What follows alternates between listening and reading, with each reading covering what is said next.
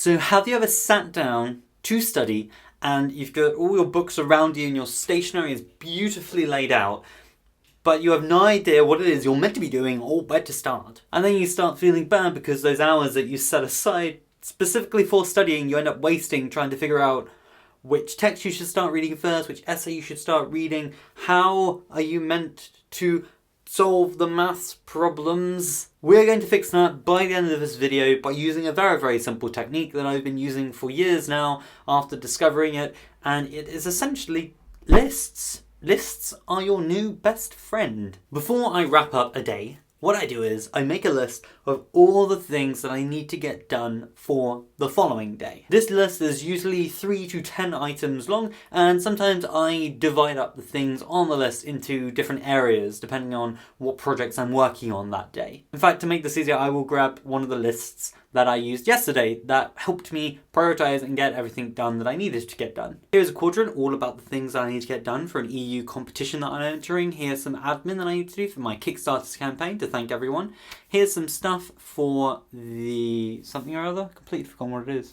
This one's for a workshop that I'm giving at the secondary school that I used to go to, and this one's all about an odd education. Then I just make a list of all the things I need to get done in those respective areas, like thank you everyone for backing the Kickstarter campaign or replying to all of your emails from An Odd Education. In fact, you can actually see a sketch that I made for the Odd Education podcast page that launched recently, which is where you guys can submit questions and record them, and then they will be aired live on the podcast and answered. So you can see how this listing thing eventually leads to helping you get the things done that you need to get done. After listing everything that I need to get done the night before, I then wake up in the morning, sit down, and then review that list.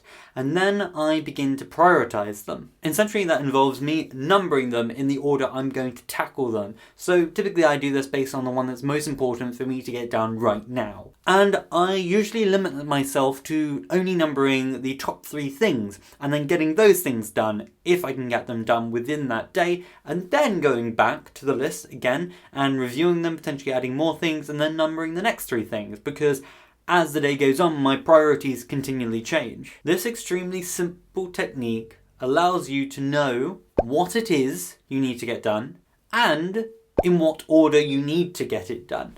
So the next time you wrap up your day, just reflect upon everything that you got done that day and then make a list of everything that you'd like to achieve the next day. That means when you wake up and sit back down the following day to get on with your work, you'll know exactly where you want to start spending your time. You might say, I need to reply to those urgent emails and then address that maths problem sheet before finally finishing off the choreography for my dance for the rest of the day. Efficiency, focus, and productivity. You do not need any sort of fancy app to achieve this. You just need a scrap piece of paper that you can hopefully not drop and a pen. This little listing technique is actually far more powerful than it first appears. For instance, sometimes I get these little bumblebees buzzing around in my head and they distract me from what it is that I am doing in that moment. Sometimes in that moment it is studying, learning new vocabulary, or trying to figure out the answer to an abstract problem, or in the case of just now, it was filming this video and being present with you guys as you were listening to this. And I had this nagging feeling in the back of my head that I need to renew my Oyster card. So what you do is you just take that bumblebee, that thought that's inside your head, that nagging feeling of something that you have to remember to do, just write it on your list. That way you've completely outsourced it to the paper will remember it, you can refer to it later, and if you don't have a paper you can do what I did and write it on your hand. You'll be quite amazed that whenever you get those little thoughts that pop up in your head and they distract you from the task that you're doing at hand, which you might have if you're struggling to concentrate from time to time, just writing it quickly on a piece of paper and knowing that it's there and you can refer to it later, it will vastly improve your ability to be present in the moment for the task that you're trying to complete at that time. I found that I make fewer mistakes when doing this, the quality of the work that I produce is far higher, and I get all those little tasks done that would normally slip through the net or kind of stress me out because I'd be really concerned that I might forget to do them.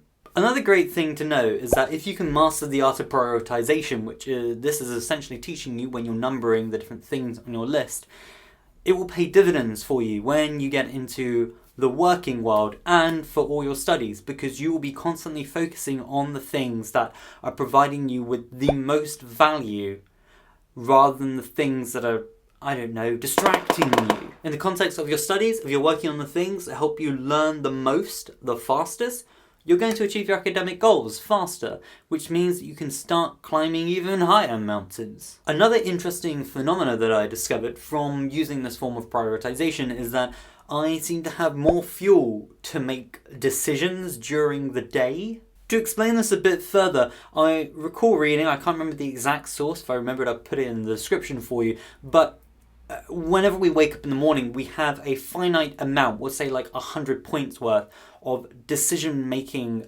power that we can use throughout the day. And for me, empirically, this seems to hold true. For as the day continues, I find that I make worse decisions as it's later in the night because I can't be bothered anymore. I kind of just want to go to bed. But by making these lists, either the night before or just before you're sitting down to do your work, I have been outsourcing all of this kind of decision-making effort that's required, well, at least part of it, to the paper. That means I have more fuel to spend on tasks that I think are more important, rather than trying to decide in what order shall I tackle all of the homework that I have to do tonight. So instead I might be deciding how tomorrow can I be a better person than I was today, to pick a cheesy example. Or what restaurant shall I go to with all my really great friends for that one evening that I'm actually in the area. As always, there is a guide on the Odd Education website outlining how to get going with this form of prioritization to help you study more efficiently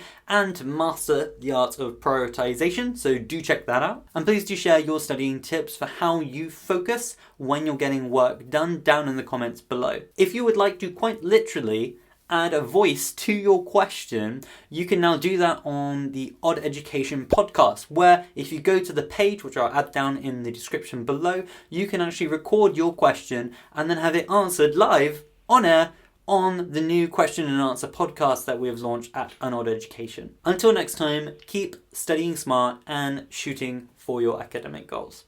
See ya.